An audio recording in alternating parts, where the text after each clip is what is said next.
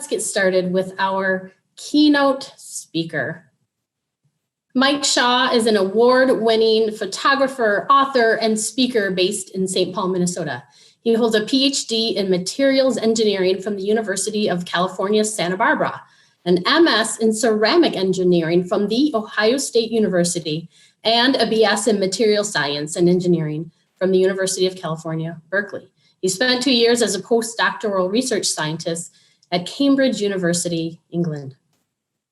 His books, Composite Nightscapes and Time Lapses, published in 2018 from the Routledge Focal Press, and The Complete Guide to Landscape Astrophotography from 2017, also Routledge Focal Press. They are indispensable guides to astrophotography, and his field workshops take him and his students around the globe in search of the darkest, clearest skies. Mike Shaw is a 2019-2020 Bell resident artist, focusing on dark skies, science, and imagery. Thank you so much, Mike, for joining us today, and the show is yours. Take it away. Thank you very much, Sally, for that great introduction, and welcome everybody to tonight's evening at the Minnesota Statewide Star Party. Might as well just go ahead and get started here with our opening slides. So the title of the presentation is In Search of Minnesota's Dark Night Skies. And we'll go ahead and get started with this. So when we moved to Minnesota many years ago, I had really no idea that it was in many ways a night sky paradise. Look at this time lapse of the aurora borealis dancing over the Boundary Waters Canoe Area Wilderness. The aurora is something that's actually regularly seen in the state of Minnesota. It's a fairly common phenomenon, and you get these magnificent, greens and purples and other colors from the interaction of the sun's energy with the Earth's atmosphere. But now take a look at this image right here, and you probably notice the clouds in the sky here, and you can only really see the clouds because they're silhouetted against the aurora borealis, the colors of the atmosphere behind it. And in contrast to this, if we look a little bit closer to home, this is a view of the Milky Way, taken from a spot about 100 miles north of the Twin Cities. We're looking south towards the Twin Cities here. And what you can see if you look near the center of the screen, right about here, I think you can see my cursor, you can see these clouds in this case that are actually quite visible. They're a yellow color because they're illuminated from below from the lights of the metro area. Now, in this case, the clouds are blocking the Milky Way central band. As the Milky Way's central band comes down towards the horizon, it sort of disappears behind the clouds because the clouds are in the way. And we can see those clouds because of this light illumination. But this really reminds me of a story from one of my field workshops many years ago when we were out under dark skies, like you saw a moment ago in the aurora here. And the participants were taking these photographs and like, well, where did the stars go? And it's like, well, there's clouds are in the way. And they were like, well, we can't see the clouds because they were so used to only seeing clouds that were illuminated. They didn't really realize that clouds themselves don't really give off light. So that's one way we lose night sky visibility. But really one of the topics of this week's statewide star party and my presentation this evening is this phenomenon here. This is a cloud-free sky. There's no clouds in the sky, but what you can see here is this huge patch of bright sky. This is actually the air that we're breathing. This is the Earth's atmosphere, which is itself giving off light that is scattered from the light from the Twin Cities in the Minneapolis-St. Paul metropolitan area. So this is one of the things we're going to be looking at in this talk then is how these this scattered light really interferes with our ability to enjoy the night sky and a few other things like that. So in this particular image, I've highlighted, this is the planet Saturn and Jupiter, and you can also see a couple of stars, actually just Antares here in the constellation Scorpius. And you can see there's an enormous difference in visibility of the Milky Way between these two images just because of the scattered light. And so this really gives us the framework then for tonight's presentation. The first part, I'm just going to take you on a tour through some of the beautiful night sky treasures of Minnesota. Then we're going to take a little bit of time and explore this phenomenon of light pollution or sky glow. as this particular form is called, in some detail. And in particular, we're going to examine how those two different things match up across the state. And this color-coded map here is going to become much more familiar by the time the presentation is done. And as I think was mentioned, if you have any questions or comments or anything like that, just go ahead and enter them into the Q&A section, and we'll have plenty of time, I hope, at the end to get to your questions then. So the first thing we want to do then is to really talk about the night sky treasures of Minnesota. So we're just going to do a quick sampling of some of the great experiences that I was able to enjoy during the course of this resident artist research project. Now, this is an all sky image. This is taken with a special lens that allows us to capture basically the entire sky. And what I've done here is to outline some of the more familiar constellations. And I don't know if you can see the Big Dipper. Maybe if you look carefully, you can find the Big Dipper in the constellation Ursa Major. Maybe you can find the Little Dipper, some of the other more familiar constellations. But this map's in, you've probably seen images like this where you have these really sort of fantastical depictions of the constellations and the image and the features of the night sky. And it's always kind of a source of interest to me, at least, as to how ancient astronomers were able to assign the different organizations of stars into these constellations. So something that we like to do with our own family is to kind of make up our own constellations. So maybe that's something that you and your family can do as well. But certainly one of the great gifts of astronomy in 2020 was Comet Neowise.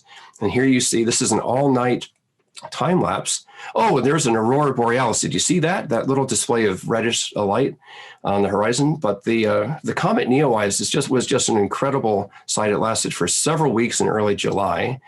You can see the yellow dust tail coming off from it. But if you look carefully off to the left, you might even be able to see the blue ion tail. And these two very different emanations from the comet are, of course, great interest to scientists, as well as being just visually fairly spectacular. Now, that was the movement of the night sky. But if you look carefully at the comet head, can you see it moving against the stars? I think this is just amazing how fast it's moving. You can actually see its motion. I'm going to try to replay that because this is just so much fun. Look at this very carefully. Right here at the top, the stars aren't moving, but you can actually see the comet moving. And what's fascinating is the comet, you'd think the comet would be moving from right to left because it looks like it, but it's actually not. It's going from the bottom of the screen to the top of the screen. So let's do that one more time. And what's fascinating about this is the dust trails and the ion tail are caused by basically from energy coming out of the sun, and the sun is to the left of this field of view, but the comet is going from, as I say, the bottom of the screen to the top.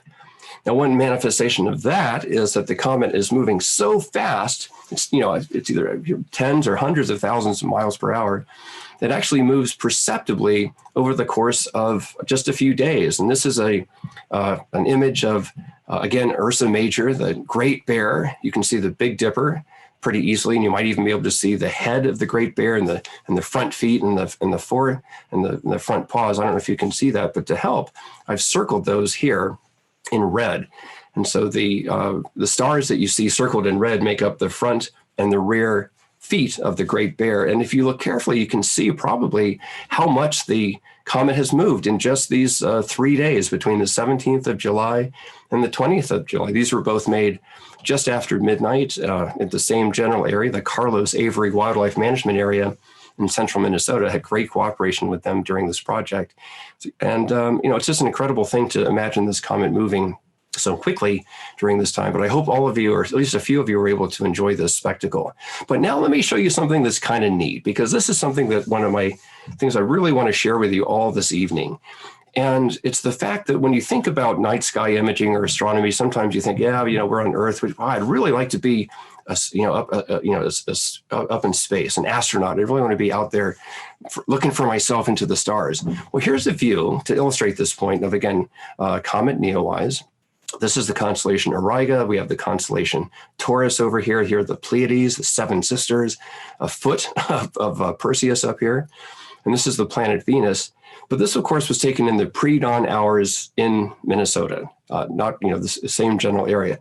But as it turns out, just a few days apart, the astronauts in the International Space Station, this was actually 7 days earlier, took this image of the comet.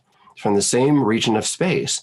And the point I want to convey with this is, first of all, how cool is that? But secondly, their image was the same as the image that you would have, or that I was able to capture here. The image, they were using basically the same type of camera, the same type of lens, the same imaging conditions, and their view is the same as our view.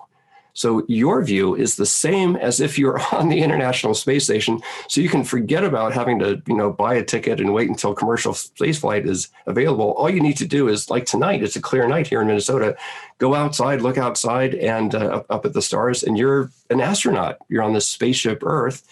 And there's no difference between what you're seeing at night and what the astronauts are seeing. Of course, they can turn around and look at the Earth, and we can't really do that.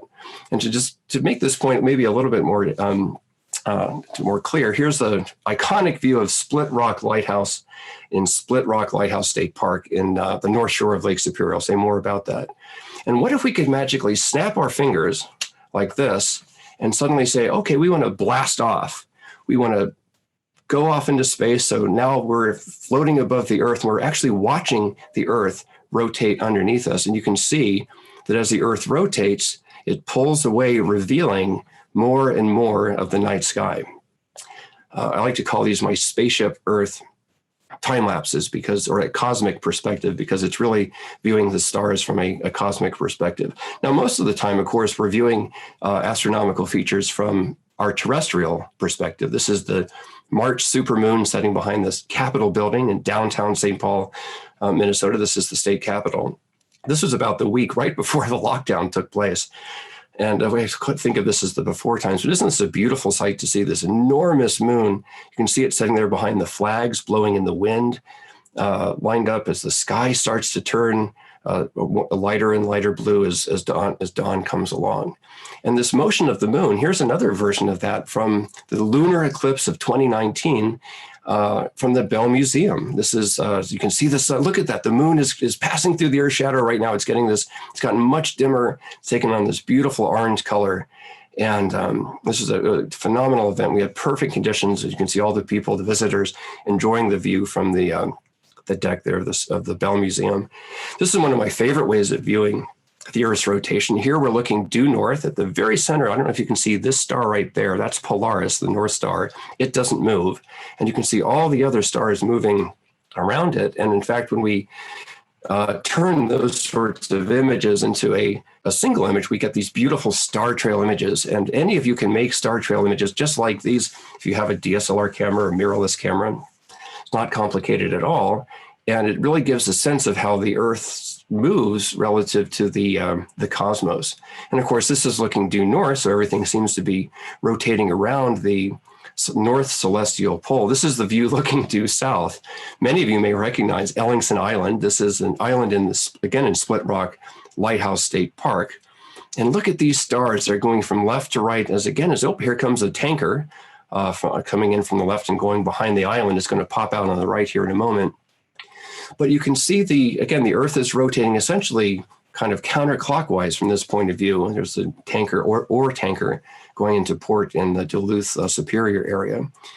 And you can also see the beautiful colors of the stars, and it's just a totally hypnotic, peaceful view. And in fact, when we stack these images into a single image, this is what we get. We get the southern version, if you will, of those circular star trails that we saw a moment ago. And again, these are quite straightforward to collect, and especially if you have these beautiful conditions as we do in northern Minnesota, where there's very little light pollution. You can see the stars moving behind the trees. It's just a phenomenal thing. Another one of my favorite subjects to view is the International Space Station itself. Here's a view of it. This is about a 4-minute single exposure over Linwood Lake in northern Minnesota. Again, we're looking towards the Twin Cities, so you can see the light pollution there. But this arc of light coming in from the lower right all the way to the top is a single exposure of the sunlight reflecting off the International Space Station as it zips by a couple hundred miles overhead. So this is really a beautiful sight to see. Just another one of these things that sometimes it's so exciting to take your family and friends out and say, just wait a minute, it's going to pop up here in just a second. And there it is. Another favorite is planets. And of course, here's a meteor, and of course, the Milky Way. There's so many things to see. But this is a view right here of the planet Jupiter, just emerging from behind the treetops again, in this Solana State Forest, just 100 miles or so north of the Twin Cities. You can see all the beautiful detail in the Milky Way, the different the Lagoon Nebula, the Omega and the Eagle Nebulae, and all the star clusters and star fields, dark nebulas, so many things to see here. And speaking of planets, this is one from this past summer. I don't know if any of you were able to see this as well. This is a conjunction, and I think it was in May, of the planet Venus, which is this planet right just here, and the planet Mercury, which is right down here. And you can see Mercury's reflection right here in the water. So this is, again, if the conditions are right, you can actually see the planet Mercury yourself in the evening sky. Now, here's something I just want to briefly introduce. This is a very special image of the Stone Arch Bridge in downtown Minneapolis. You might be looking at this thinking, well, that's a funny image, and you'd be totally right, because this actually, you can see the shadow of my tripod right here. From left to right, this spans 360 degrees, and from top to bottom, it's 180 degrees.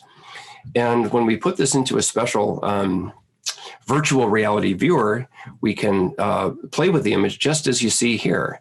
So here I'm dragging the image around, and it's literally, these things are phenomenal. This is something I'm very excited about, because these virtual reality experiences allow anyone with access to these images, which is what we're doing through the Bell Museum, to essentially share the night sky experiences, just like you're standing right next to me. It's like you're standing, this is looking back away from the city, Minneapolis, on the Stone Arch Bridge. And one of the amazing things I was asked in a recent interview, what was I surprised about during this research project? And if you zoom in here, look very carefully and see if you can see any stars. Can you see anything here? Let's zoom in a little bit closer, and look, there's the Big Dipper again. So even from the Stone Arch Bridge in downtown Minneapolis, you can still make out stars and constellations. This is a similar virtual reality experience from the steps of none other than the state capitol building that we saw the moon set behind just a short while ago. Here it is. This was right around 1 o'clock in the morning, and I'll just say I was the only person out there. It was this past summer, if I remember correctly, it was in July. And I had the place to myself. And again, as you can see here, though, look at all these lights. There's just all these bright lights illuminating the grounds. And of course, that means that to get the correct exposure, I had to actually change the exposure so that the stars themselves were virtually invisible. I mean, they're still there, but there's all the sky is so bright, it's through the sky glow, it blocks the star visibility. Now, contrast that with the same type of virtual reality experience seen here on this, back to Split Rock Lighthouse. There it is on the left. And as we pan across the horizon, this is, if we look across Lake Superior, there's Wisconsin, there's the Milky Way, and the shoreline, those bright lights off down there are Duluth, Superior. And look at this, look at all these stars. It's just incredible how many stars there's, the Andromeda Galaxy, the double cluster, there's all these things to see. And I'm really excited about sharing these experiences with all of you through these virtual reality images and experience. So stay tuned for some more information on those. Now, speaking of this issue of light pollution, let's take a closer look at that through this time lapse. And if you see that bright patch of light on the horizon, what we're actually doing here is we're actually slowly rotating the camera as the night progresses so that you can observe the motion of the Milky Way as it starts to slowly set in the west. And look, as we pan away from the downtown area, you can really start to see the increase in night sky visibility and the decrease in sky brightness. So that really brings us to the second part of tonight's talk, which is really looking at this issue of sky glow in some detail. So I'd like to do that now. So to do that, just to introduce what is sky glow, because it is something of an elusive topic, let's just look at these two images of the exact same spot in northern Minnesota. This is north of Duluth, taken 2 weeks apart.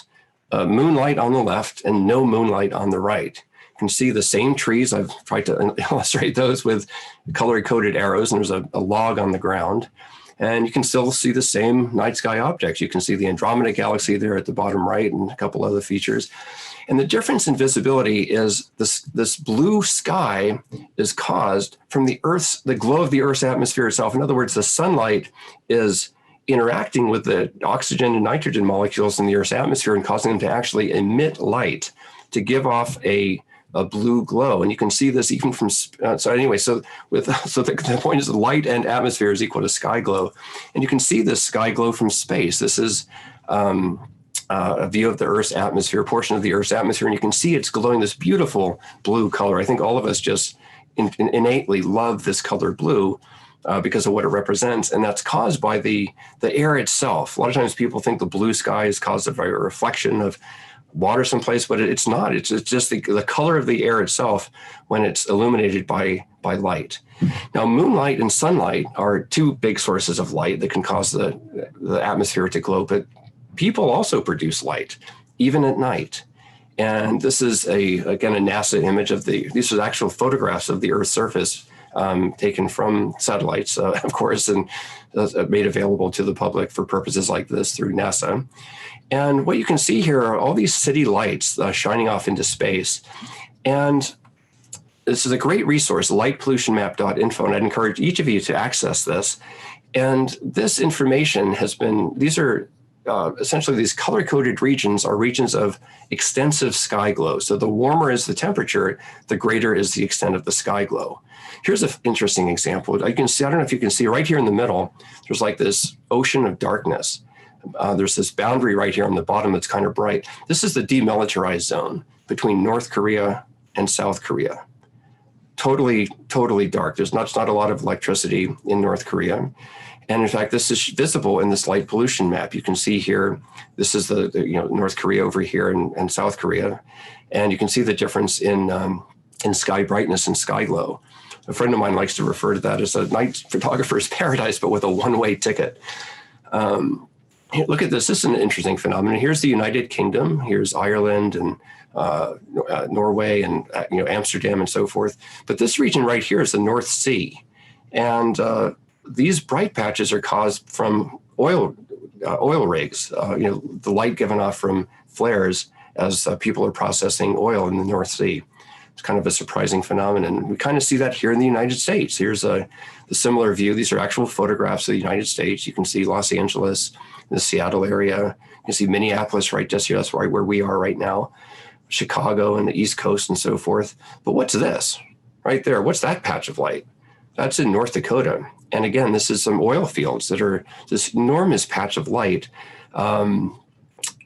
which is almost bigger than the Chicago area. So it's really something to be aware of. But let's come back home to Minnesota, Minneapolis. Here's the state map.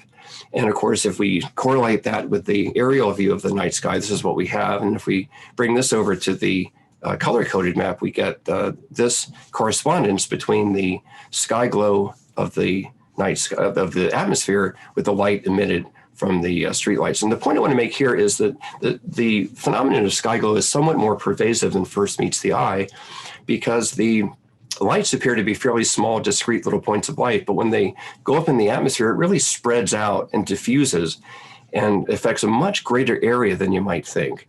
And so this is one of the things that was of interest to me and at the Bell Museum as part of this research project.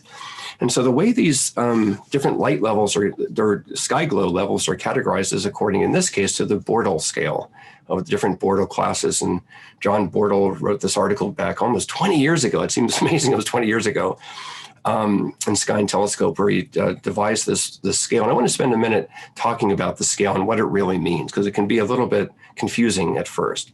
So I've drawn here, this is after a nomogram by this reference down here on the lower left, but you can see the natural sky brightness, the ratio of it. So for example, a Bortle class 5 scale might have a 10 time a sky brightness. It's 10 times a natural sky brightness and so forth. And this has many effects on our perception of the night sky. This is the Milky Way visibility. You can see for the high Bortle numbers, it's not visible at all. As we get down to Bortle class 2, 3, 4, we can see some detail, and as Bortle class 1 and 2 is very rich in detail. But this is the thing that I was interested in exploring during this research project. And in particular, how many stars can you see in the sky in these different Bortle classes? Because I want to correlate this with the state of Minnesota to really examine in some detail, what does the sky look like at different locations, and how far do we have to go to experience skies that are more or less brighter or darker than elsewhere? And that brings me back to the point that Sally was just mentioning at the top of the hour, that Dr. Connie Walker gave a great presentation on the Globe at Night project. So this is where you can find some details. You go to the Statewide Star Party page, and under activities, you come down here and you can find the link to the Citizen Science Project. This is a great family activity, so definitely something to engage in, especially if we have clear skies. But the other way of characterizing the sky brightness, we have the Bortle scale here, the factor of how bright the sky is. But there's this quantitative measurement that's called the sky brightness that's measured in magnitude per square arc second. And before you nod off to sleep, I'll just say that that's of interest because we can measure that with a sky quality meter. And I have an example of one of this right just here. I can talk more about that later. It's super simple to use. And it's essentially you take that magnitude star and spread it out, its light over a square arc second, which is pretty small. It's a fraction of the size of Jupiter. And that's basically what that brightness corresponds to. And as an example, when I measured the sky brightness at the Bell Museum using my sky quality meter, I obtained an average value of 17.9, which puts this at several hundred stars of visibility. The Milky Way is not visibility.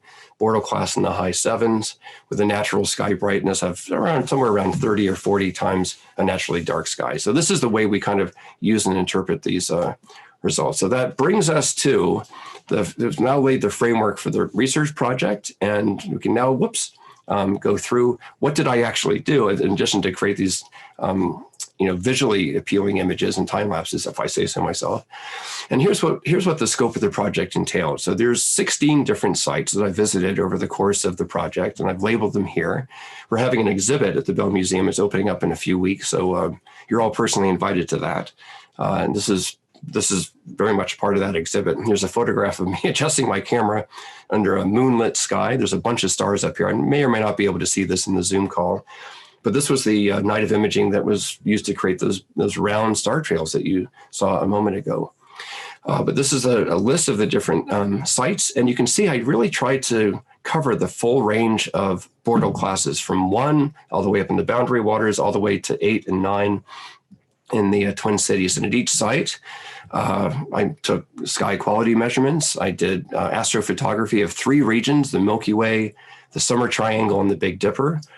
And kind of important conditions that there had to be no moon. Moon had to be well below the horizon, had to be clear, snow-free, and after the end of astronomical twilight. And for those of you familiar with the weather in Minnesota, these are not common. So really, I just wanted to say thanks to my family again, because anytime these conditions were met, I was out the door. And I just really appreciate the support for that. The camera settings were also kept standardized with the constant aperture, constant exposure duration for the focal length that were used to keep the light gathering conditions to be constant. The only thing I changed was the ISO in order to reflect the different conditions. So let's just go through some of the results so you can see for yourself what this looks like. So we're back to we're going to start with the Big Dipper. So this square shows the area of the sky that the 35 millimeter lens that I used captured. And so here's an actual image of the Big Dipper. It's made with a 35 millimeter lens. This was made at the steps of the state capitol. So you can see here at the lower right, the flag. This is the flagpole that was blowing in the wind behind the full moon that was setting at the beginning of the presentation. And what I've done here is I've actually outlined the asterism of the Big Dipper for convenience here, but I'm now going to remove those lines so you can just see the stars, and they're barely visible, may not even be visible in a Zoom call. And what I'm going to do now is I'm going to bring in our Bortle class and the map of where this was located so you can get a kind of a sense of what's going on with this. So this is a Bortle class 9 view of the Big Dipper. You can barely make out the stars. Here's a Bortle class 8. This was the Stone Arch Bridge. Really, you can start to make out the multiple star system of Mizar here in the handle. Bortle class 7, things are starting to get a little bit more interesting. You can make out a few stars up here. Bortle class 6, things are getting much more interesting. You can make out a lot more of stars, especially around the Big Dipper. Bortle class 5, bit of a satellite here. More and more stars started. And this is how you can see in that scale as the number of stars that are visible become much more apparent. This is Bortle class 4. And look, over here on the map, we're starting to get away from the metro area. Here's Bortle class 3, and look at this. It's a very, very rich star field. And take a moment and look at this map, because this is this light blue color. Look how much of the state of Minnesota is this color, has skies of this quality. So it's actually quite encouraging. Here's Bortle class 2, and it's almost becomes difficult to pick out the stars of the Big Dipper. I'd like to report a Bordeaux class 1, but both times I went to the boundary waters to get those. The first time we had the aurora, and the second time I was clouded out. So c'est la vie. It was kind of the pandemic. But we can put these results together in this summary schematic diagram image.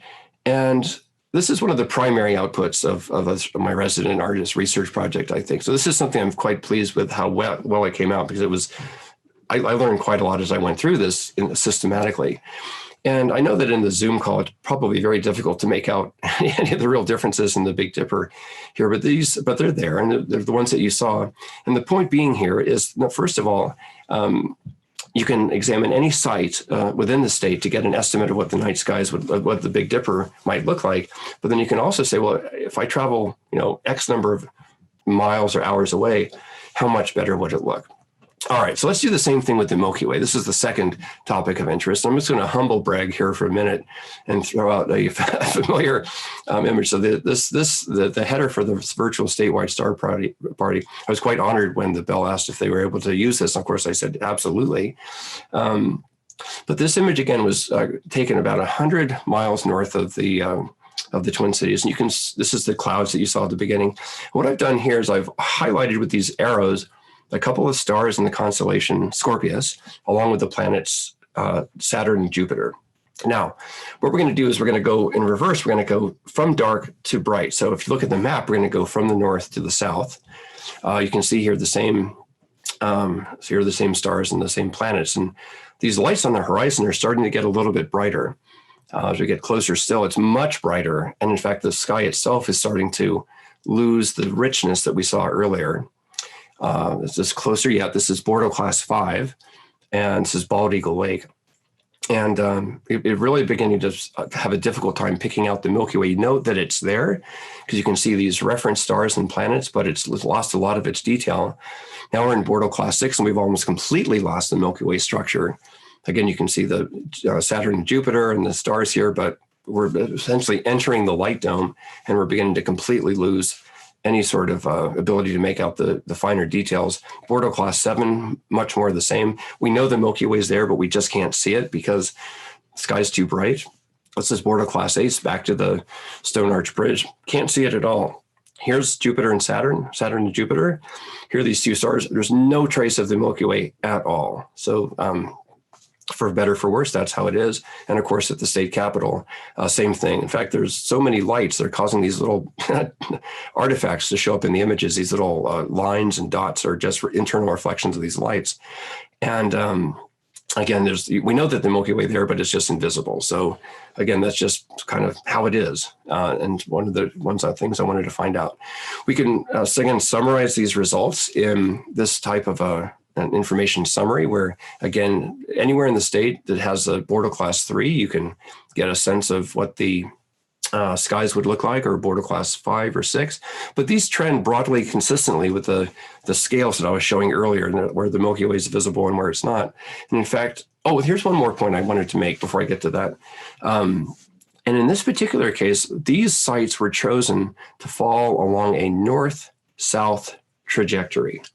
So site B, this one up the upper left, we're facing south. And site D, we're still facing south. We're getting a little bit closer. And the point is, if you look between B and D and I and J, you can really see the light dome from the Twin Cities get bigger and bigger and bigger, and the sky gets brighter and brighter until eventually, as you enter these, 5, 6, 7, and higher, you begin to really lose all the detail of the night sky. So I thought this would be fascinating. As a separate note, when I compared the similar Bortle scales on either side of the Twin Cities, pointing in the same direction, there's a marked difference. All right, the last one I want to talk about is the summer triangle. So these are the 3 stars I've illustrated here. We have Vega, Altair, and Deneb. And these 3 very familiar asters in the summer triangle. It shows up really in the summer. It's visible for about half the year, roughly.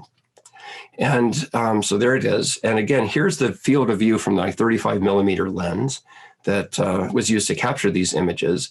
I'm going to call that part the top, just because that's how I oriented the camera during each of the images. And so we're going to go through the same sequence here with the summer triangle region. And I've removed the lines now and just indicated the stars with these arrows. You can see a very, very rich star field right along the central band of the Milky Way. And so there's obviously tons and tons of stars. You can see the North American nebulae over here. You can see some other gas nebulae, some star clusters, all kinds of things to explore with binoculars and with telescopes. And even though this region I think this region still is visible this evening, so maybe we'll have a chance to do some exploring there. But this is a Bortle class. So this again is a Bortle class 2. So this is the best case scenario other than Bortle class 1, of course. But again, if you look at the map, look at how much of the state has this level of detail. So it's actually very encouraging. Bortle class 3, still awfully good. And that's a huge amount of the state. Bortle class 4, bam, this is a high Bortle class 4. Bortle class 4 is kind of a story by itself. But we really lost a lot of the detail in the main band of the Milky Way. Bortle class 5, same story. You can really only the brighter stars are starting to become clear. Bortle class 6. Kind of the good news, though, is that because there's only the brighter stars that are visible, these are relatively easy to stargaze in because there's not a lot of those other stars to get confused by. So the brighter skies are actually a not terrible place to do some beginning stargazing and constellation mapping, especially with your family. It's a lot of fun to do that. Bortle class 7, we've lost the Milky Way. We're just basically seeing the brighter stars now. Bortle class 8, remember this is a Stone Arch Bridge. And again, you can see quite a few, a camera can see quite a few stars here. So that was a kind of a nice outcome of the study, as well as Bortle class 9, the steps of the state capitol. Again, here we are, look where we are, right in the middle of downtown. And again, we can still see some stars, but just we've lost much of the structure. So putting these together, again, we can have a nice summary map of the overall set of results with the summary triangle taken from the different Bortle classes. And when we put all of these together, this really kind of summarizes the main results of the research project. You can see the comparison of the Big Dipper, the Summary Triangle, and the Milky Way, all for these different sites within the state. And you can, again, use these to correlate with the Bortle scale and what that actually means in terms of the Milky Way visibility and the number of stars and the sky brightness across the state. So again, super excited with the way this came out because we can actually use this not only for the state of Minnesota, but also, of course, anywhere within the continental United States. Same thing applies. And this is always fascinating to me. Look at this east-west divide. Not exactly on the Mississippi River, but like all right down the center of the country. So I'm not quite sure what this means, but certainly you can see why the western half of the United States has lots and lots of great stargazing opportunities, dark sky locations, compared to the eastern half of the state. And you've heard all about this and how light pollution is growing at a roughly 2% a year, which is a terribly fast rate of increase for any natural phenomenon. So it's very much of concern. And of course, we can do this as well for the world. Anywhere in the world that has, that's the beauty of the Bortle scale, is it allows us to characterize the night skies in terms of the relative richness of detail and night sky viewing anywhere that we are. All right, so one other thing I wanted to point out is, again, to and maybe inspire you, if you're, for those, I was going to say for those of you at home, I think everyone's at home, I'd like to inspire you to maybe think about, exploring night photography, astronomy, night sky viewing. I think that's why we're interested in tuning in this during the statewide star party this week, because this is just a few of the images that I showed earlier and where they were and the sites from which they were collected. And you can see all the way from the boundary waters where you get the beautiful, the aurora borealis viewing and some meteor that's great for meteor showers and the likes, but all the way down to the heart of the heart of the metro area. You can there's objects to see, planets. The moon is always worth viewing, especially through binoculars or a small telescope. There's always stuff to see. Now, all right, so by now you might be asking yourself, especially if you're just joining the statewide star party, what can we do to help with this issue of skyglow and light pollution? And I just want to direct your attention to the International Dark Sky Association. It's a treasure trove of resources and advocacy. I'm a delegate to the International Dark Sky Association, the IDA. Part of my role is to help spread awareness, advocacy for dark sky preservation. And that ties in beautifully, of course, with this project. And there's really two tangible things I'd like to share with you. But I'd encourage you to visit their website. It's darksky.org. You can see there's a bunch of tabs along the top here. But if you go to the one that's right here, resources, you can come down. There's a whole bunch of material that is publicly available, that's freely available for you to explore at your leisure, to learn more about the various issues. There's a link for finding dark sky friendly lighting. I want to talk about that now. So dark sky friendly lighting typically is aimed down and is shielded from the sky. So I don't know if you remember various of the images you saw. There was just lights that were shining in all different directions, just straight up into the air, not really serving any useful purpose. And, it wastes money, it wastes energy, it affects the environment, it affects ecosystems, it affects human health. There's a number of issues with that people are just now becoming aware of, especially with the blue LEDs that you heard about earlier as well. So shielding lights and having shielded lights is a big step that any of us can take in reducing our light footprint, so to speak. Another thing to be aware of is choosing warm lights. Lights with a color temperature of 3,000 Kelvin or lower are recommended as to reduce the light footprint and the effect on the environment and human health. So there's a bunch of information about this that you've heard about. I don't want to spend too much time right now talking about that, but that's really the there's a couple of tangible effects that I'd like to offer for your consideration and how to reduce your light pollution footprint. So here we are. So we've talked about a bunch of different things. You had a chance to see some of Minnesota's amazing night sky images. There's again, it does a different aurora borealis display. It's just an incredible thing to observe the dancing lights of the aurora. You can see the reflection of the Big Dipper in the water there as the Earth rotates, and the clouds moving across the colorless clouds, and maybe you have a new appreciation for that. You can see some bands of skyglow coming across the sky here at the very top. And, I think one of my messages would be there's always something to see. If you're in the downtown, the bright downtown area, it's still, when you look into space, you're an astronaut. You are actually looking at the same views that the astronauts on the International Space Station are looking at. And it's just an incredible thing to appreciate the fact that we're all looking into the same cosmos from the same spaceship Earth. So that's it. This is we've been in search of Minnesota's dark night skies. I think it's a topic that continues. As Sally mentioned at the top of the hour, I would like to invite you personally to we've got some planetarium shows starting tomorrow through Sunday. There are a few seats available, at least for tomorrow, Friday and Saturday. I think Sunday is sold out. But this is a chance where we're going to really experience some of these images in a way that will just incredible. It's you'll be immersed into the incredible full dome of the Bell Museum Planetarium. We have a bunch of images and time lapses to experience. It's something not to be missed, in my humble opinion. And then on November 27th, we're going to be opening up a brand new exhibit at the Bell Museum, 50 Nights Under the Stars, which goes, again, through in some detail of this particular project. I'd be remiss if I didn't point out that these are my books on night photography. If you're interested in learning more about this, I might suggest they're a great place to get started, but I would like to acknowledge the McKnight Foundation for their support of the residency program, the Bell Museum for their fantastic partnership. It's been a tough year, and they've just been incredible to work with, very consistent, and I just deeply appreciate the chance to be a resident artist with the Bell Museum and to have these opportunities to share these results with you. It's something I'm obviously very passionate about, and I'm just very grateful for that. The Carlos Avery Wildlife Management Area, I just want a big shout out. They were very gracious at allowing me to access the area after hours, as did the Minnesota Landscape Arboretum.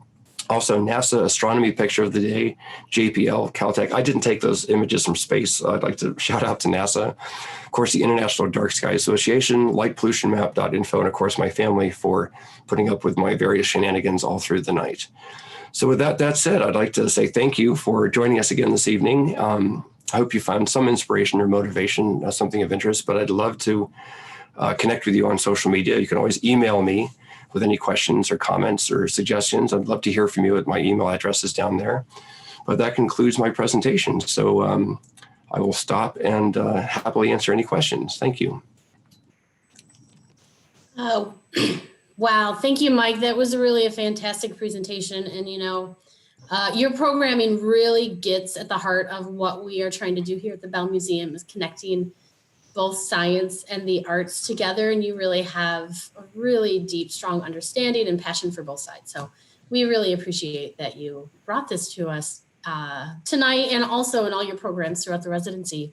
We have some people in the audience tonight who are really interested in some of the technical details of your astrophotography. So I'm going to bring up some of those. So let me stop sharing my screen. Okay, great. Yeah. Okay, so you talked about this briefly, but Phil was wondering how long of an exposure is needed to get these kinds of photos of the Milky Way? Phil, that's a great question. And typically, your eye only captures a very short amount of light, but for these type of images, anywhere between typically 5 to 20 seconds is needed, depending on the lens and the, as you can see, the sky brightness and the imaging conditions. But typically it's several seconds. And because of that, a tripod is really needed to stabilize the camera. It's impossible to handhold, your camera for, completely motionless for that duration of time, but 5 to 20 seconds. Okay, and so a question that's a good follow-up to that, Jamie was wondering, were you using star tracker mounts on those long exposure pictures? Another great question. No. So this is a very, very, very, very common question, and most people are happily surprised to learn that star trackers are not required. Star trackers are required so what do star trackers do? They basically lock into the sky and follow it as the Earth rotates. And they're needed for very long exposures of deep sky objects. But for nightscape images where you combine the foreground and the sky, you don't want anything to be moving. So if you have a camera and a tripod, you are good to go. All right. The last one specifically, Ron was wondering, what were the individual exposure times, and how far apart were each shot, and how many frames did you have altogether? Great question. So for the reference imaging procedures, for the 35 millimeter images, the exposure times was 8 seconds, 8.0 seconds. And for the Milky Way images, those were 14. I'm sorry, that's a 14 millimeter lens. That was a 20-second exposure. Now for the star trails, so you would essentially take those duration exposures and do them sequentially with a tiny little gap, allowing the camera to store the image in between. So for example, you might have a 20-second exposure, a 2-second gap, a 20-second exposure, a 2-second gap, and you can program that into your camera. You can use a programmable intervalometer, which is a type of thing you plug into your camera.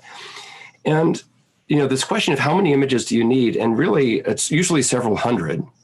But the best way to think about that is, what's the total duration of time that you'd like to have? Because if you think of the Earth rotating, 360 degrees in 24 hours, that's 15 degrees per minute. And if you want to have a star trail of any, appreciable length, you want it to have, a fairly long arc. So you could have one, 3-hour image, you could have 2 hour and a half, or you could have a couple thousand, 10 or 15 second images, 10 or 15 second long images. And typically what you'll find is that most astrophotographers choose to combine multiple images, because in the rare case that you get a huge meteor or a UFO comes by or something phenomenal happens, you want to have that one image of that event that you can separate out of the sequence and work with. But great question. All right. So we have a question from a 7-year-old in the audience. June These are the hardest questions, I might add. Well, June Lee asked on behalf of the 7-year-old, why it's back to the Bortle scale. So, they're interested in this technical, the data here. Why are there 4 fours? Why are there 4 fours in the Bortle spectrum? That is an excellent question. So the Bortle scale, as I say, it's I won't say it's an arbitrary scale, but it's not really based on any physical thing like a temperature scale or something like that. So when John Bortle devised the scale, the decision was just made to assign the class 4 to this quite wide range of sky brightnesses. And because the sky brightness changes so much between 3 to 4 and 4 to 5, people have later subdivided the 4 into these finer categories to reflect the finer gradations that have become apparent. But excellent question. Yeah. Okay, that wasn't too hard. Let's see. We've got a few more questions and a few more minutes, so I think that's pretty good. So Ron, again, was wondering, did you track the relative humidity during these shots? And was there any measurable effect? That is a great question. No, I did not measure the relative humidity. That was something that was only to the extent that in some cases, in most cases, I actually had to use a lens heater to keep the dew off of my lens. But no, that wasn't something that I tracked during these measurements. And it would be interesting to see what that effect would have, because certainly there was some variation in relative humidity between, I would estimate 40%, 40 to 50%, all the way up to almost 100%. Okay. Jill shared what a great presentation, and also was wondering, what classes do you teach at the Arboretum? Great, Jill, glad to hear that. So a number of classes on night photography, time-lapse photography, various other Photoshop. We have a new series in Photoshop coming along. But if you go to my website, mikeshawphotography.com, there's a list of current workshops and classes. I do private tutoring a lot this year. I've had to cancel, obviously, my field workshops. I just canceled a workshop in Death Valley for the December Geminids because of the pandemic. So everything's online, but it's a very efficient way of learning. And it's a great way to invest in some new knowledge while this pandemic's taking place, so that when conditions open up, you've got everything you need to know to get out there and get in some great shots. All right. Timmons thinks your research and your work is just fascinating, and is wondering where the Twin Cities rank among metro areas of comparable size regarding the light pollution footprint. Is it better? Is it worse? That is a great question, and it's a serious question. So I'll say that I haven't examined that question in detail. I would say off the top of my head that I would consider it, if you go back to I'm just thinking back to the light pollution map of the United States, it's right there in the middle. It's not the brightest, it's not the dimmest, but it's sort of right there in the middle. I mean, if you look at Chicago, that's an enormous area. If you look at Atlanta or the Eastern Seaboard, those are just, the East Coast is enormous. What sets the Twin Cities apart, in my opinion, is how short of a distance you have to travel to get to pristine skies. When you think about it, even from the downtown metro area to the end of the Gunflint Trail, it's about a 4 or 5 hour drive. That's not bad. If you think about, driving to the airport, catching a flight, getting a rental car, driving someplace, that takes a lot longer than 5 hours. And, but especially for the Aurora Borealis, but when you're at the end of the Gunflint Trail looking north, you're in Bortle Class 1, there's nothing between you and the North Pole really except darkness. And so Minnesota really is a night sky paradise. Oh, that's good to hear. That's really great. We're lucky to be in this place, and at least those of you in the audience who are in Minnesota. If not, come and make a trip here. Margie was wondering, how is it that some of your photos in moonlight appear to be taken in daylight? Excellent question, Margie. It sure looks. Sorry, excuse me. It sure looks like that, doesn't it? Because the sky's blue, the colors in the foreground, and what happens is those are the real colors of everything from moonlight. And what happens is basically it's a human vision artifact that our eyes only see in black and white at night. So we have, as you probably know, our retina has rods and cones. The cones work during the day for color. Cones and color, they both begin with C. The rods only work at night. They're black and white. They're very, very, very sensitive. They operate at much lower levels of light than the cones do, but they only operate in black and white. And evolutionarily speaking, that's because at night you don't care what color things are. You just want to know if they're moving, if they're going to eat you, So we only see in black and white at night. The colors are still there. So of course our camera is it doesn't depend on any of that. So it just captures the colors faithfully. And most people are very surprised at not only what colors the foreground has in the sky, but the colors of the stars. Because we only see really white stars, but all stars have different colors, and those colors are captured with your camera, which is one other reason why astrophotography is just so fascinating. I'd like to thank you one last time, Mike, for being with us here tonight. My pleasure, Sally. Thank you very much. And thanks to all who tuned in. Yeah. We are so grateful to our many partners around the state who have worked with us and rallied their audiences. So if you're here on behalf of one of these partners you're seeing, thank you and welcome. There are students, there are stakeholders in the audience, and this is a great week-long virtual statewide star party that we're having. Thank you once again, partners.